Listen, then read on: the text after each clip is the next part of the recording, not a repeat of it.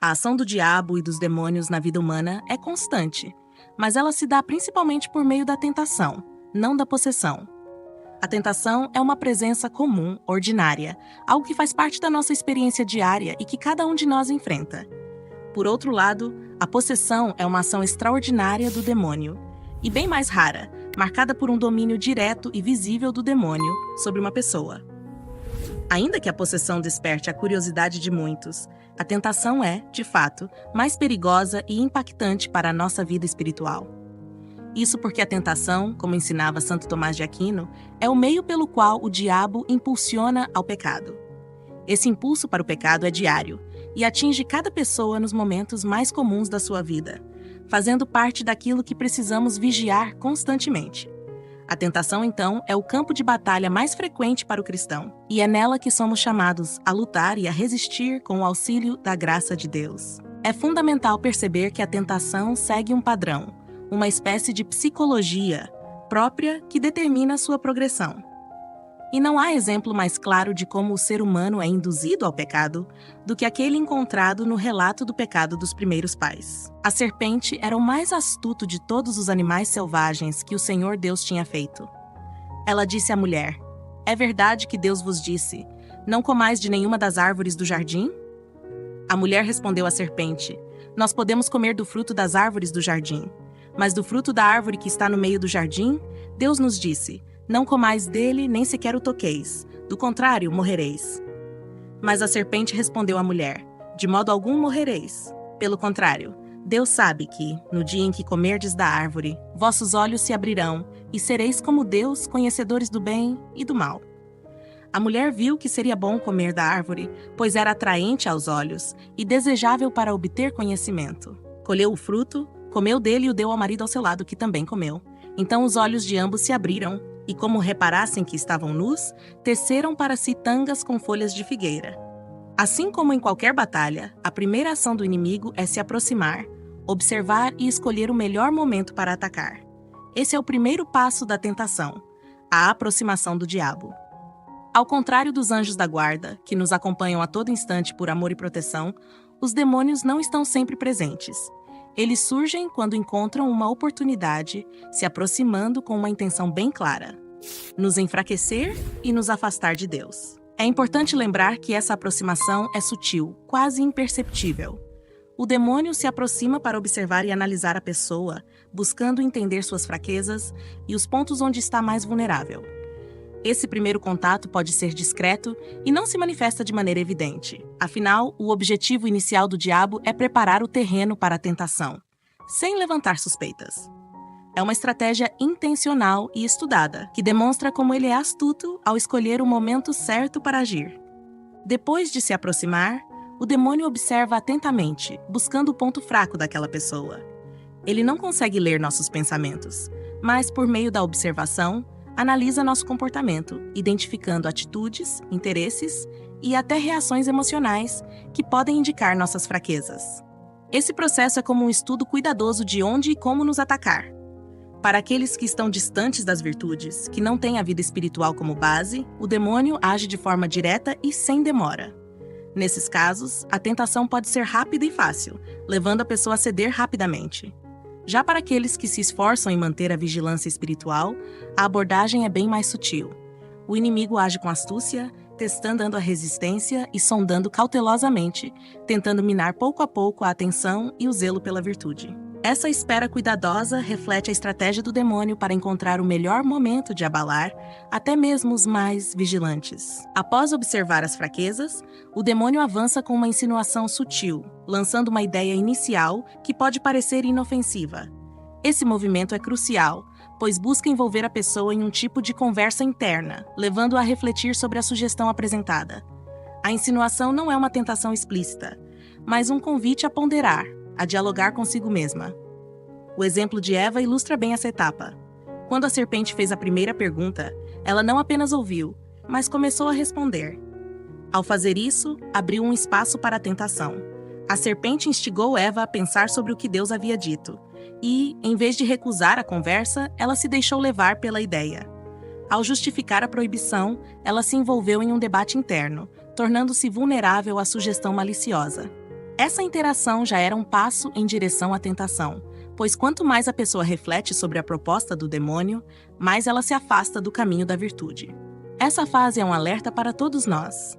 Ao permitir que essas ideias entrem em nossa mente, estamos abrindo brechas para o pecado. Com a conversa já estabelecida, o demônio avança com uma proposta atraente, oferecendo uma falsa promessa de felicidade.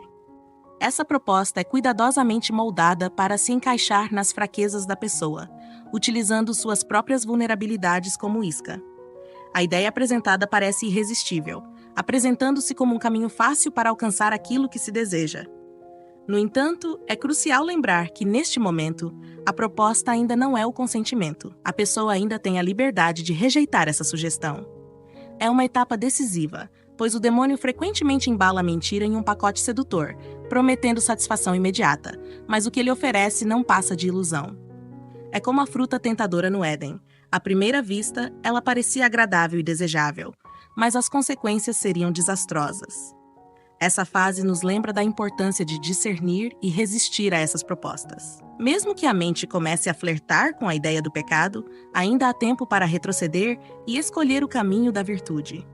A verdadeira felicidade não se encontra nas promessas enganosas do demônio, mas em permanecer firme na fé e nos ensinamentos de Deus. À medida que a conversa interna continua, a pessoa começa a vacilar, considerando a ideia tentadora e experimentando um desejo pelo que é proibido. Este é um momento crucial, pois a luta interior se intensifica. A mente passa a contemplar a possibilidade do pecado, e o coração sente a atração pelaquilo que Deus proibiu. É importante notar que, nesta fase, a pessoa ainda não cometeu um pecado mortal. No entanto, essa vacilação já indica um desvio da virtude. A alma se agita e a consciência entra em conflito. Por um lado, há o desejo de agradar a Deus e permanecer fiel, mas, por outro, a sedução da proposta do demônio se torna mais sedutora. Essa batalha interna pode ser bastante desgastante. A pessoa pode sentir um nervosismo crescente, pois, apesar de não querer ofender a Deus, a tentação parece cada vez mais atraente. A mente se torna um campo de batalha, onde o bom senso tenta prevalecer, mas a tentação grita cada vez mais alto. É aqui que a vigilância se torna fundamental. Se a pessoa conseguir resistir e buscar a ajuda de Deus, ela poderá sair vitoriosa dessa luta e evitar que a vacilação se transforme em consentimento. Após passar por momentos de vacilação e luta interna, chega a fase do consentimento. É aqui que a pessoa cede plenamente ao desejo e o pecado é consumado. A tentação, que antes era apenas uma ideia, agora se torna uma realidade. O consentimento é a concretização do que o demônio planejou, e a ação diabólica se concretiza na vida da pessoa. Nesse momento, a mente e o coração já se alinham com a proposta tentadora. A pessoa, que antes estava em dúvida, agora abraça a ideia de pecar, convencida de que a felicidade prometida vale o risco. Contudo, é essencial entender que esse consentimento não é um ato isolado. Ele representa um passo significativo na descida ao erro e à separação de Deus. Essa escolha, embora pareça momentaneamente gratificante, traz consigo consequências espirituais profundas. O consentimento abre portas para a perda da graça divina e pode levar a uma série de pecados subsequentes. Reconhecer essa fase é crucial para todos nós, pois ao compreender o que está em jogo, podemos buscar a conversão e a reconciliação antes que seja tarde demais. A luta não termina aqui, ela continua, e a misericórdia de Deus sempre nos aguarda de braços abertos. Após o consentimento e a consumação do pecado, a jornada espiritual não termina. Na verdade, ela continua com a 7ª etapa, o arrependimento e suas consequências. O arrependimento é um sinal profundo da consciência da pessoa, um reconhecimento do erro cometido e uma chamada à santidade. Quando alguém se dá conta de que pecou, essa tomada de consciência é um passo vital para a cura espiritual. O arrependimento não deve ser visto apenas como um sentimento de culpa, mas como um convite ao retorno ao amor de Deus.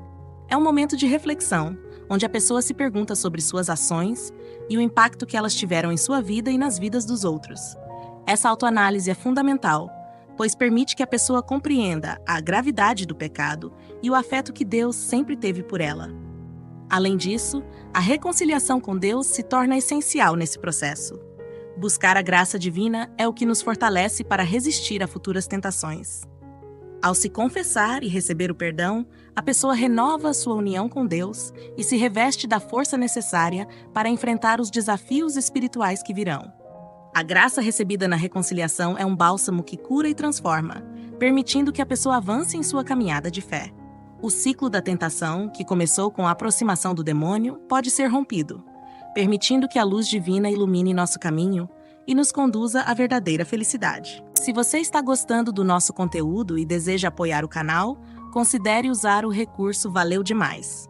Todo o material que você recebe aqui é totalmente gratuito, mas a produção tem seus custos. Com a sua contribuição, você nos ajuda a manter o canal ativo e a continuar trazendo conteúdos de qualidade para você. Além disso, não deixe de conferir o nosso clube de membros. Ao se tornar membro, você terá acesso a conteúdos exclusivos e ainda mais aprofundados. Se este vídeo foi útil para você, curta, inscreva-se no canal e ative as notificações para não perder nenhuma novidade. Adoraríamos ouvir sua opinião. Deixe um comentário com suas dúvidas ou sugestões. E se você quer se aprofundar ainda mais no tema, não perca o nosso vídeo sobre o pecado original e suas consequências. É uma ótima oportunidade para expandir seu conhecimento.